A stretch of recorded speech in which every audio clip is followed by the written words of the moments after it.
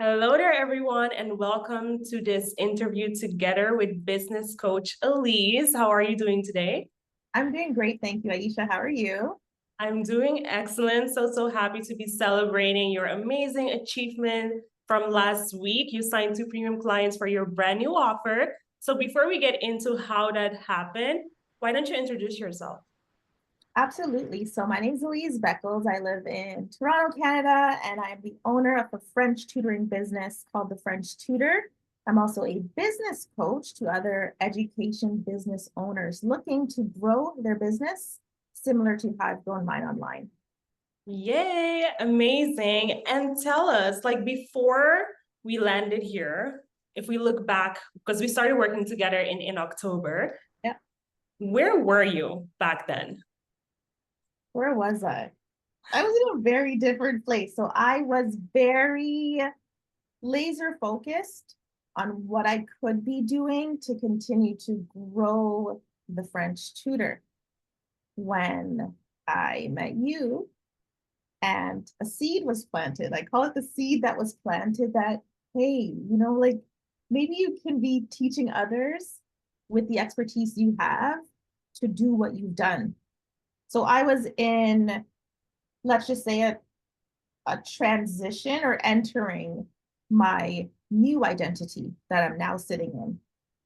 Yeah, absolutely. And I love that you highlight the new identity because, as I told you just before, like you really have that mindset of the entrepreneur, the person that just goes for it and get things done. So when you think about selling, right? Because in the end, that's how we make the impact. What would you say were your biggest challenges around sales? So I always thought of sales as when I thought of it relating to the animal kingdom, I always thought of sharks. I thought just a more a repelling avenue than one that was attracting. I always thought that sales, you had to step outside of who you are to get a sale, kind of like a by any means necessary sort of mentality. So I was Mm. never drawn to lead with with that or dive into that much deeper. I would always avoid it. Yeah, I completely understand. And I think so many other business owners, female business owners can also relate to what you're saying. So together we implemented the identity selling growth system, right, in your business as your sales process. So when you look at it, like what would you say is the biggest difference compared to how you used to sell or how you've known sales so far? Well, the biggest thing, and it's mind blowing still to this day, is that we are selling leading with value, which is something I had never heard about, even the concept, even on the other end of sales, just that exchange and turning on my mind that that's still considered sales, even with it being value led, was was very new and very different for me. Yeah. Yeah, absolutely. I hear that a lot. And why do you think that was so important, considering also that it was a new offer that you were putting on the market? Yeah, well, I think it's, and you shared with us on our different calls that people aren't as trusting in the online space as maybe they had been prior. So, what we were learning with you was just showing up differently, showing up differently, giving as a first step, which is not normal in the sales world, and in exchange, leading to sales, but starting it in a way that I never thought made sense. Like I didn't think that equated, but it does. Yeah, absolutely. So let's dive deeper now in terms of all the steps that we walked through together Yeah. for you to close those two clients last week. And obviously, everything starts at having a data-driven offer, right? So we need to sell something that people want to buy. So Yes. how helpful was it for you to go through that process of really refining and defining what the concrete outcomes of your offer is going to be? So that was everything. That was everything because it allowed me to lead with clarity, to develop content, However, wherever I showed up, it allowed me to stay on topic to what, not just what my offer was, but what the outcome would be as well. Yeah, thanks for sharing. And then the next step is we have to generate demand with our content. So obviously, you know the drill, right? So you're used to doing workshops, the lives, posting about your story, sales posts. So how helpful was that for you, right? Like now leaning into this side of things.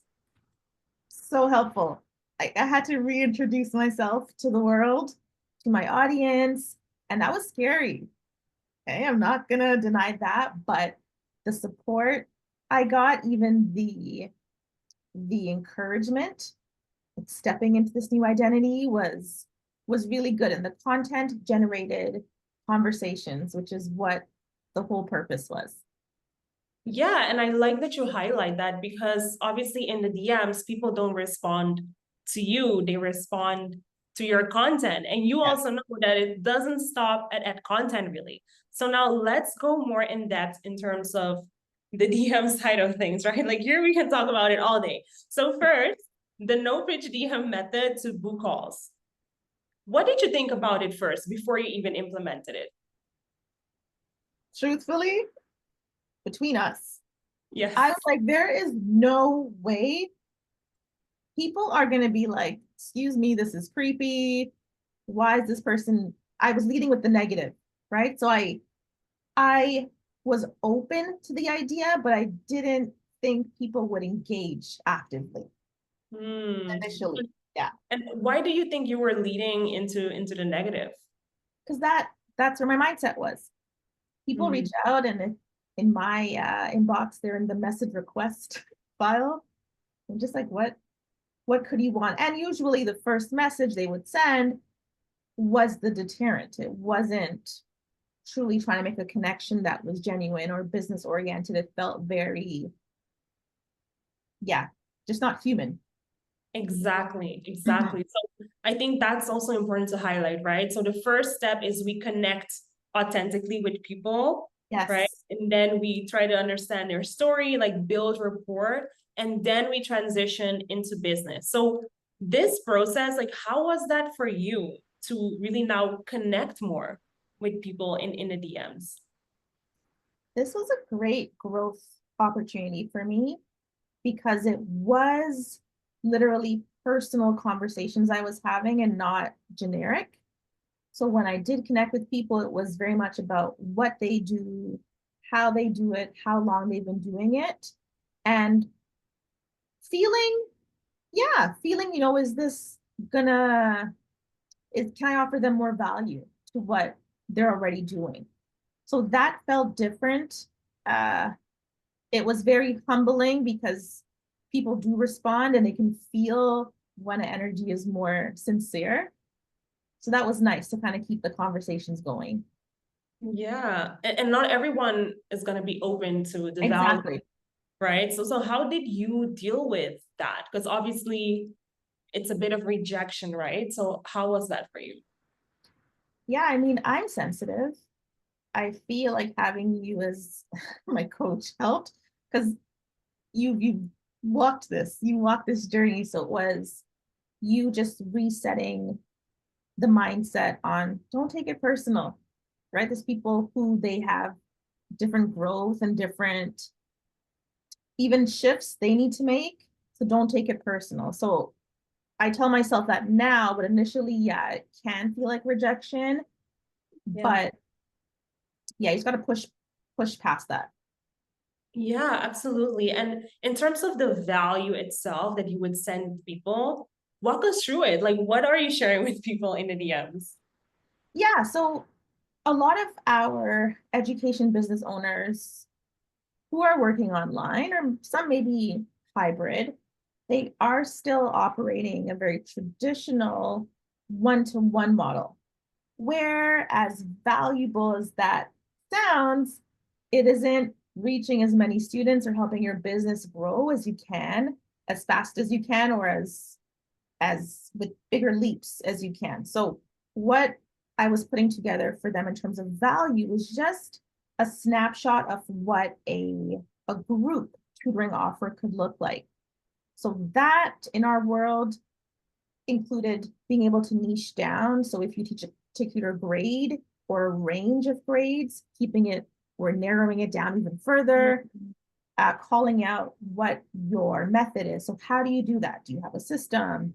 Is it a certain amount of steps that we can put into a program format? And then finally, what outcome does your method provide? What breakthroughs do your students have? So I was sending a snapshot explaining each piece of what I had shown and just showing them the possibility of, hey, here's an idea for how you can get more students, grow your program. Yeah, absolutely. And in terms of what I love about it is that you're really holding that vision of their next level in front of them, and you're showing them what it is they need to implement in order to go there. Yes.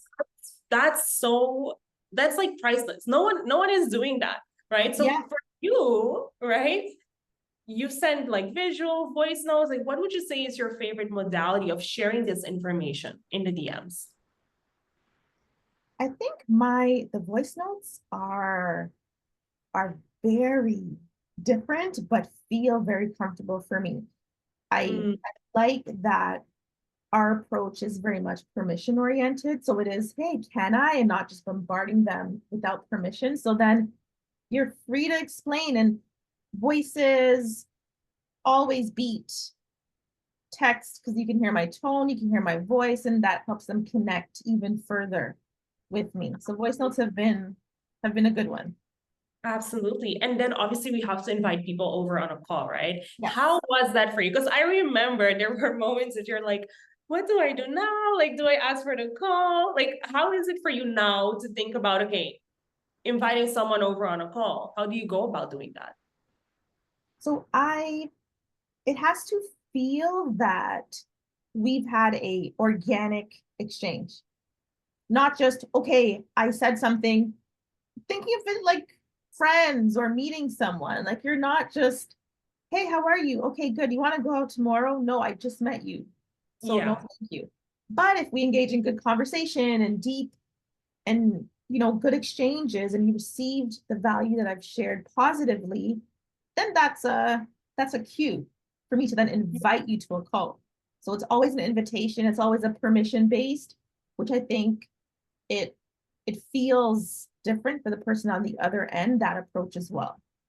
Yeah, I love that you highlight that, because it's just like offline communication, but we're doing it online, right? It's just normal, it's casual. So now finally we have someone on a call, right? And we do a visual sales presentation. So visual selling, how helpful has that been for you to enroll your two students? So helpful, to the point where the feedback has been, I love how it was so visual and you mapped everything out. So I know as educators specifically, there is a lot of visual elements to what we do, or where we know it can come to life for students. So it was nice to see educators light up with visuals being shown to them. That's going to be for their journey and for their vision to come to life. So it was so key. I couldn't imagine doing calls without the visual aspect. Yeah, and when it comes to the presentation itself, because obviously there's different components of like getting to their vision and then doing the discovery, showing your own journey in visuals, like which one of them do you feel like is the most helpful for you, and which one is your favorite? So I would say proof of concept was my favorite thing to put together, because that was so personalized. And I know that was the game changer when someone sees the time and the effort you put into, hey, this is your vision and the potential of it. This is the roadmap to get to it. I think it really was solidifying for a lot of people. Absolutely. And one thing about that is a lot of people, of course, they know they need a solution, but they want to know, is this the solution for me? Yes. Is Elise going to hold my hand? Does she know what steps we're going to take together? That's the certainty that we Yeah, want, right? So this is really giving them that certainty. for sure. Of course, implementation and role play. So being in a program, being on a call, DM training, sales role play, messaging training, like how helpful was that for you? It was everything. Okay. Because I was new to this space and the the coaching world. Therefore, there were just curveballs and blindsides and tons of objections that I would never have been prepared, or I would have frozen in the moment at. And the role plays were so good because they were authentic. You know, everyone gets to bring their own scenarios to the calls, and we we can even try to predict what the objections will be, and we would play it out because we need our bodies to feel comfortable in it before being in it. And it really, really helped for me personally. Like some nerves were really ironed out during these role plays. Yeah, absolutely. And in terms of booking calls, the DM booking call session, like how helpful was that for you to like really book calls faster? Oh, very, very, because I often mindset once again, if people weren't responding, would leave them alone, but hearing and learning how to follow up, how to remind myself people could be busy, get back in the DMs was important. And what was cool is we would pause, or we would do this as we were on the call. So sharing my example, okay, this person, I think they ghosted me. Hey, try this message. And that would reignite the conversation. So I could see, not just, we weren't just learning it to say it, we were learning it, doing it, and it was working. Absolutely. It's all about implementation. So Mhm. talking more about that, what do you feel like accountability wise and also like holding your hand through the process, like what has been most helpful about being in the identity sales accelerator? So for me, it's definitely been that handhold and getting that personalization when I felt I was stuck. So everyone is doing a different type of coaching in a different industry. And to have that access of, hey, this is what this person said to me. How do I proceed? What do I do? Was extremely helpful. And the accountability as well, in terms of, hey, this is where we want to get. This is what has to happen on a daily basis in order for us to get there. So while it can feel like it's not comfortable, but it's like I'm morphing into this new person. So the accountability helped me step into that new person. Yeah, absolutely. Stepping into the new person and how, because obviously after the call, you also get feedback, right? So how did you implement that? Because you learn very quickly. You're a quick Thank you. learner. So tell me more. How did you implement all of that feedback? I was laser focused. So I would literally copy and paste, or as if you're voice noting me, writing my notes in my trusty notebook verbatim, just writing the notes. And then I would implement. So it's one thing to write the notes and get the feedback, but then it's like, next time I got this, and I want to feel better in the moment and not be an over explainer, or lean out and learn to ask deeper questions and not rush on. So that was so key.